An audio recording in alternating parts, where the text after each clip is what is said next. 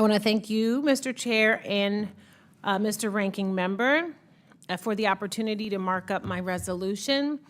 Thank you for working with me on this and calling for the release of my constituent Eyvin Hernandez, who has been unjustly, arbitrarily, and wrongfully detained in Venezuela for over 15 months.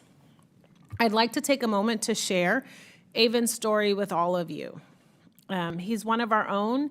I come from the city of Angels, and Eyvin is one of our angels. He is a Los Angeles County public defender. He's a UCLA alum. He is a deeply beloved member of the community. As a toddler, he fled with his family from the Civil War in El Salvador and grew up to become a lawyer, devoting his entire career to fighting for the most vulnerable in our city. Eyvin is known by his family, his friends, his colleagues, and mentees as a man of impeccable character with an incredibly generous heart. In fact, when I met with his family and friends, everyone said he was their best friend, and they recounted all of the ways that he'd stepped in to help them. He is constantly giving back to his community, tutoring and mentoring other Latino law students, and helping create a support system for those who often go without it. But his life changed when he went on vacation to Colombia in March of 22. He found himself at the Colombian-Venezuelan border, where he was stopped by armed men. Once they discovered he was an American citizen, they captured him, they kidnapped him, and delivered him to the Venezuelan regime to be detained and used as a political pawn. Eyvin has been imprisoned for 15 months. It took the State Department a heartbreaking 7 months to designate him as wrongfully detained. Eyvin has spent his entire life fighting for others. And in fact, even while he has been detained in prison in Venezuela, he has been advocating for the rights of other detainees. And when they meet with the special envoy, they say, can Eyvin come in with me? Because he knows my case, he knows what's going on, and I want him here with me. He's probably now wondering whether anyone is fighting for him. And this resolution would say that, yes, we are fighting for you, Eyvin. The Special Presidential Envoy for Hostage Affairs has been working tirelessly to secure Eyvin's release, but the momentum has stalled. Congressional attention is needed now more than ever, and this resolution demonstrates that Congress wants Eyvin home in Los Angeles. Los Angeles wants Eyvin home, and his father, Pedro, wants him home. His father, Pedro, said, he's my son, but he's also a son of this country. And we are hoping that the administration will use every tool in their toolkit to secure his immediate release, because Eyvin is worth it. Everyone's child is worth it.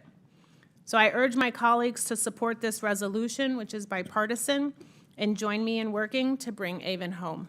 Thank you, and I yield back. Gentlelady yields back. Any further discussion on the resolution? Ms. Young Kim is recognized. Mr. Chairman, I move to strike the last word.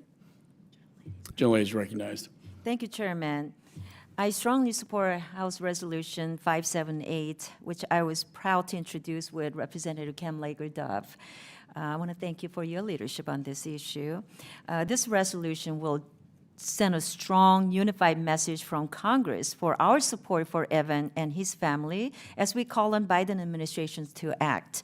And I also want to thank Chairman McCall for joining me and meeting with Eyvin's father, Pedro, just last week.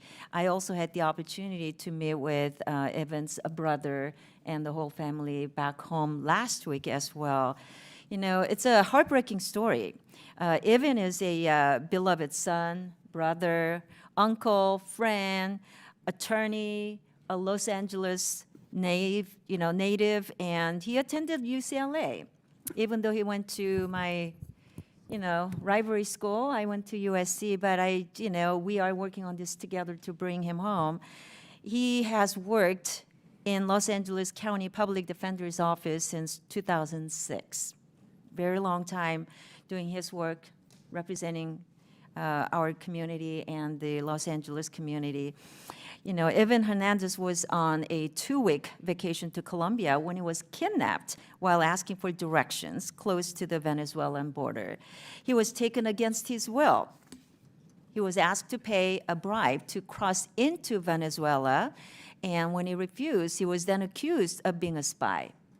He's being held on fabricated criminal association and conspiracy charges. Eyvin has been wrongfully detained by the Venezuelan regime for over a year now. It's past time to bring Eyvin home. I was proud to recently join Representative Cam Lager-Dove to introduce a resolution calling for Eyvin's immediate release. This resolution, again, will send a strong message from Congress for our support for Eyvin and his family, as well as we call on Biden administration to act more swiftly. Even though there is some people paying attention to it, we think it's not enough. So I'll continue to do my part to bring Eyvin home. And like I said, we keep working with his family to bring him home and on this resolution. And I call my colleagues to also support this effort. And I urge President Biden to give this case the attention that it deserves. And I want to thank Chairman again for considering this legislation in today's markup. Thank you for your leadership again, my colleague and friend, Cam Lager-Dove. And I urge everyone to vote yes. And I yield the balance of my time. General yields. Any further discussion on the resolution? Ranking members recognized. Thank you. I stand in strong support of Representative Cam Lager-Dove's 8 Res 578 resolution, which calls for the immediate release of Eyvin Hernandez, a U.S. citizen and career public defender. For 15 months, Mr. Hernandez has been wrongfully detained by the government of Venezuela without due process or any assurances of when he might be released. Without a doubt, this congressional body stands divided on many issues, but assuring the safety of American citizens abroad is one where we cannot afford for our opinions to diverge. The bipartisan support of this resolution speaks to our collective responsibility and our commitment to elevating the priority of Mr. Hernandez's safe return. It is essential that we endeavor to secure the safe return of Mr. Hernandez along with all other victims of wrongful detention overseas. Mr. Hernandez has dedicated his career to defending those who do not have the means to defend themselves.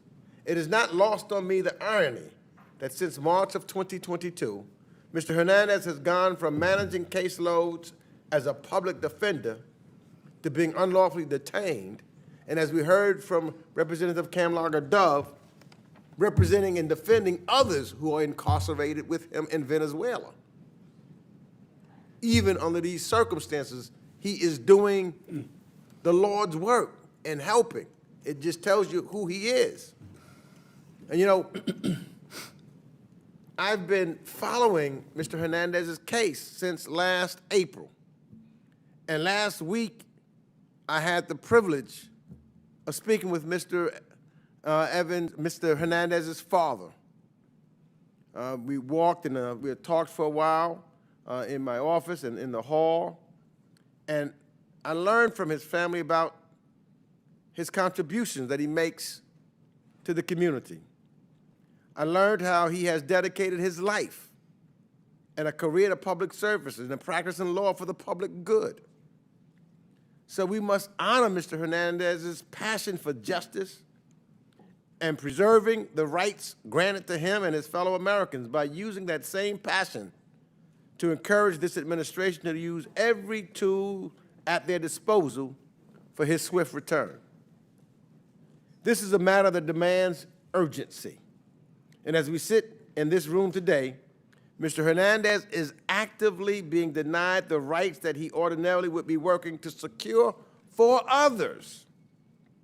So, to the Hernandez family and loved ones, know that we stand with you, we stand with him, we see you, we hear you, we thank you, and we will continue to advocate for and on Mr. Hernandez's behalf.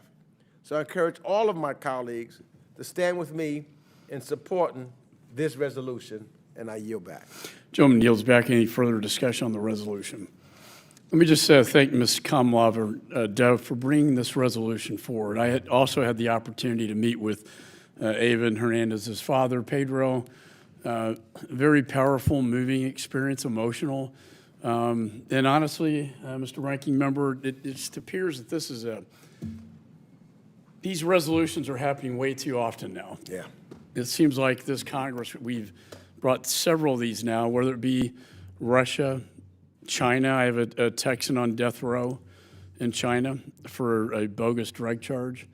Iran, we have many American citizens in Iranian prisons.